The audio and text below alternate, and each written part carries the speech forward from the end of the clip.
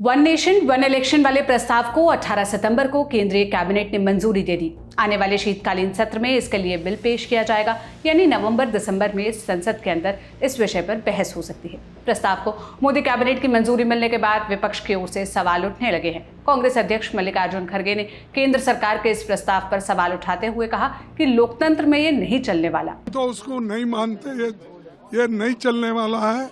Democracy में ये democracy को टिकाना है तो जब जब चाहिए तब इलेक्शन करना पड़ेगा। AIMIM चीफ असदुद्दीन ओवैसी ने वन नेशन वन इलेक्शन की आलोचना करते हुए प्रधानमंत्री नरेंद्र मोदी, गृह मंत्री अमित शाह समेत केंद्र सरकार पर निशाना साधा। 2018 को लॉ कमीशन को भी हम ये लिख कर दिए थे और ये जो कोविड कमेटी बनाई गई थी उसके सामने भी मैं खुद गया था, जिसमें हमने इस वन नेशन वन इलेक्शन की मुखालिफत की।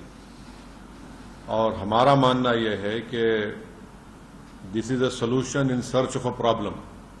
इसको अगर डिस्क्राइब करना है, this is a solution in search of a problem. अब ये नहीं बताया जा रहा है कि ये करने की क्यों जरूरत पड़ रही है आपको। सरकार ये बोलती है कि आपके पॉलिसी पैरालिसिस होता है, कॉस्ट एक्सचेकर को खर्चा होता है।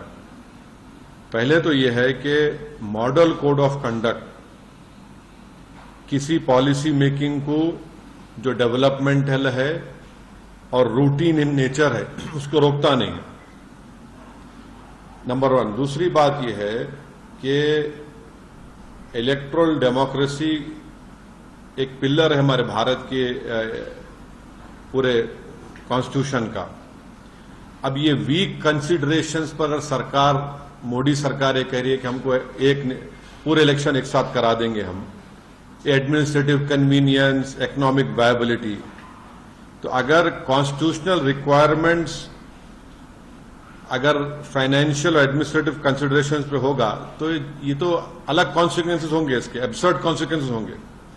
तो फिर अगर आप ये बोलेंगे भाई सिविल सर्विस काम नहीं कर रहा है, पुलिस काम नहीं कर रही है, निकाल दो। जुडिशरी में बहुत से केसेस पेंडिंग है, जुडिशरी को बंद कर दो।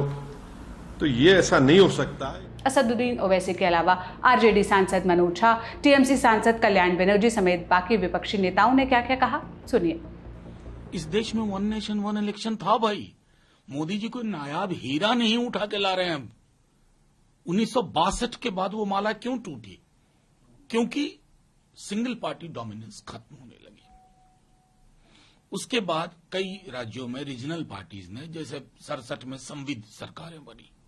आज मैं पूछ रहा हूं कि मुझे मसौदा देखना है, क्योंकि ये टिप्पणी बगैर मसौदा देखे हो रही है। मसौदा देखूंगा। अब मान लीजिए चुनाव होता है, ए one nation one election. Uttar Pradesh में किसी की सरकार नहीं बनती है या बनी हुई सरकार गिर जाती है 10 दिन के अंदर, फिर क्या होगा? आप राष्ट्रपति शासन लगाओगे, राज्यपाल के माध्यम से अगले चुनाव तक व्यवस्था होगी या फिर चुनाव होगा। जैसे ही फिर चुनाव हुआ ये माला टूट गई। और इस देश की प्राथमिकता, माफी के साथ कहता हूं, डाइग्रेशन में ये लोग माहिर लोग हैं कि कैसे मौलिक चीजों से ध्यान हटाया जाए। आज इस देश को रोजगार चाहिए। वन नेशन वन इलेक्शन रोजगार की करोड़ों संभावनाएं बना देगा। आइए हम भी स्वागत करेंगे। कुल मिला करके ये सारी चीजें कोशिश होती हैं कि जो एक फेडरल कैरेक्टर है, जो एक संघ, हमारे भारतीय संघ की एक आत्मा रही है, उस विविधता को नष्ट करने के लिए आप कोशिश कर रहे हैं। आप खत्म हो जाएंगे, विविधता बरकरार रहेगी।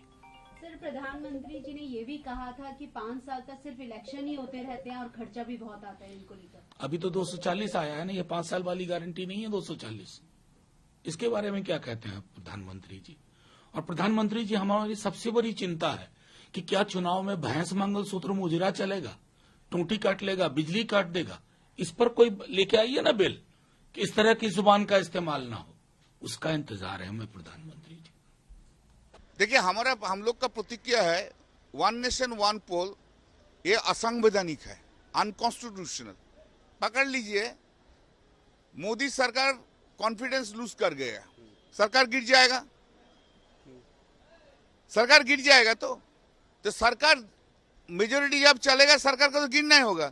तो पोल करना है, तो पोल करने के लिए देश में पूरा राज्य का सबको पोल करना होगा। ये तो नहीं होना सकता है। ऐसा इधर कोई राज्यों में सरकार गिर जाता है तो क्या होगा? ये सरकार अभी क्यों ये जल्दी क्यों ले आया है जानते हैं? ये सरकार का जान लिया ये सरकार गिर जाएंगे, बहुत जल्दी गिर जाएंगे। लेकिन गिरने के टाइम जब गिर जाएंगे वही एलिबाई लेंगे, एक साथ एक देश का सब वोट होंगे, इसलिए वो 2 वर्ष का लाइफ मिल जाएगा उनका। ये पूरा असंवैधानिक है, अनसाइंटिफिक है। ये नहीं होगा एंड संविधान को अमेंडमेंट करना होगा। देखिए, हमें ये लगता है कि ये भारतीय जनता पार्टी का एक और नया जुमला है, और मैं बताता हूँ क्यों। थोड़े दिन पहले 4 राज्यों के चुनाव होने थे। 4 राज्यों के चुनाव में इन्होंने सिर्फ 2 राज्यों का चुनाव किया। इन्होंने हरियाणा का और जम्मू एंड कश्मीर का चुनाव कराया, झारखंड और महाराष्ट्र को छोड़ दिया। अगर आप 4 राज्यों के चुनाव नहीं करा पा रहे हो, आप 1 नेशन 1 इलेक्शन कैसे कराओगे? उसको भी छोड़ो, मैं इनसे ये कहना चाहता हूं कि हम मांग कर रहे हैं कि महाराष्ट्र और झारखंड के साथ आप दिल्ली का चुनाव करा दो। ये उसमें भी सहमत नहीं है। तो जब आप एक साथ 3 राज्य के चुनाव कराने में असमर्थ हैं, एक साथ 4 राज्यों के चुनाव कराने में असमर्थ है, तो फिर ये कैसे संभव है कि आप पूरे देश में एक साथ चुनाव करेंगे? तो ये एक बहुत बड़ा जुमला है। पूर्व राष्ट्रपति रामनाथ कोविंद के नेतृत्व वाली समिति ने 1 नेशन 1 इलेक्शन की संभावनाओं पर मार्च में अपनी रिपोर्ट सौंप दी थी। इस रिपोर्ट में जो सुझाव दिए गए हैं उसके मुताबिक पहले कदम के रूप में लोकसभा और राज्य की विधानसभाओं के चुनाव एक साथ कराए जाने चाहिए। समिति ने आगे सिफारिश में कहा कि लोकसभा और राज्य के विधानसभा चुनाव एक साथ संपन्न होने के 100 दिन के अंदर स्थानीय निकाय चुनाव भी हो जाने चाहिए। इससे पूरे देश में एक निश्चित समयावधि में सभी स्तर के चुनाव पूरे हो जाएंगे। इस मामले में आगे जो भी अपडेट आएगा हम आप तक पहुंचाते रहेंगे। आप इस मसले पर क्या राय रखते हैं कमेंट में जरूर बताइएगा। इस वीडियो की स्क्रिप्टिंग की थी मेरी साथी सुप्रिया ने। मेरा नाम सोनल है। देश और दुनिया की तमाम खबरों के लिए आप लल्लन टॉप देखते रहिए। शुक्रिया।